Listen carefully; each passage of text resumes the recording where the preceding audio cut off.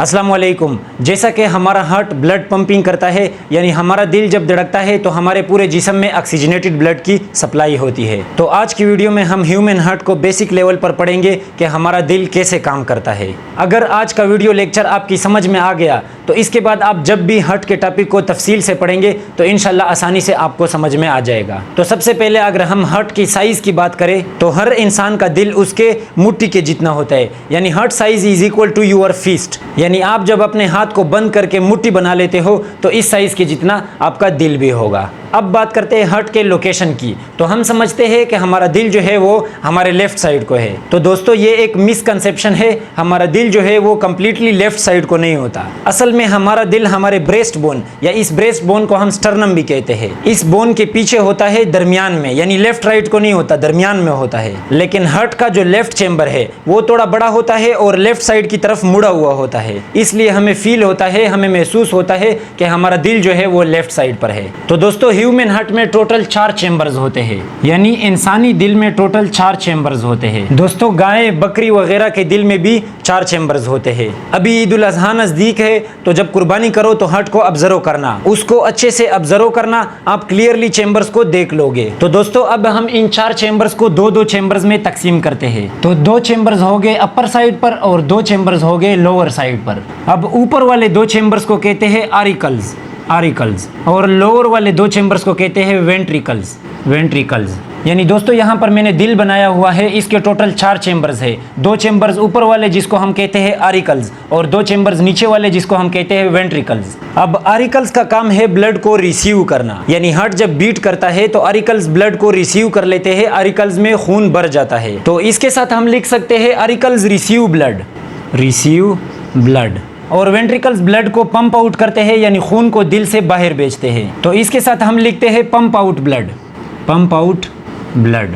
अब इन आरिकल्स में एक राइट साइड पर होता है और एक लेफ्ट साइड पर होता है, और वेंट्रिकल्स में भी बिल्कुल इसी तरह एक राइट साइड पर होता है और एक लेफ्ट साइड पर होता है। अब दोस्तों राइट साइड पर चाहे आरिकल हो या वेंट्रिकल हो, इसमें डी ऑक्सीजनेटेड ब्लड होगा, यानी ये हो गया हमारे हार्ट का राइट साइड और ये हो गया लेफ्ट साइड। तो राइट साइड पर हमारे पास चाहे आरिकल हो या राइट साइड पर चाहे हमारे पास वेंट्रिकल हो, इन दोनों में डी ऑक्सीजनेटेड ब्लड होगा। और डी ऑक्सीजनेटेड ब्लड का मतलब है वो ब्लड जिसमें ऑक्सीजन ना हो, और लेफ्ट चाहे आरिकल हो या चाहे वेंट्रिकल हो उसमें ऑक्सीजनेटेड ब्लड होगा, यानी लेफ्ट हमारे पास आरिकल में भी और लेफ्ट वेंट्रिकल में भी ऑक्सीजनेटेड ब्लड होगा। दोस्तों ऑक्सीजनेटेड ब्लड का मतलब सिंपल है, ब्लड विद ऑक्सीजन, और डी ऑक्सीजनेटेड ब्लड का मतलब ब्लड विद नो ऑक्सीजन। दोस्तों अब राइट और लेफ्ट आरिकल्स के दरमियान एक पर्दा मौजूद होता है जो ऑक्सीजनेटेड और डी ऑक्सीजनेटेड ब्लड को इंटरमिक्स होने से बचाता है। दोस्तों इस पर्दे को कहते हैं इंटर अरिकुलर सेप्टम दोस्तों पर्दे को कहते हैं। और ऐसे ही राइट वेंट्रिकल और लेफ्ट वेंट्रिकल के दरमियान एक पर्दा मौजूद होता है जिसको हम इंटरवेंट्रिकुलर सेप्टम कहते हैं, इंटरवेंट्रिकुलर सेप्टम। अब दोस्तों जो हार्ट में मोस्ट इंपॉर्टेंट चीज़ है वो है वाल्व दोस्तों ऐसे ओपनिंग को कहते हैं जिस पर एक तरफ से तो कोई चीज़ जा सकती है लेकिन वापस नहीं आ सकती। जैसे मेरे हाथ में ये मार्कर है, तो इस पर अगर एक तरफ से पानी आ गया तो पानी जब वापस जाएगा तो ये मार्कर बंद हो जाएगा और पानी वापस नहीं जा सकेगा, इसको हम वाल्व कहेंगे। बिल्कुल इसी तरह हमारे दिल में भी वाल्व होते हैं जो ब्लड के बैक फ्लो को कंट्रोल करते हैं।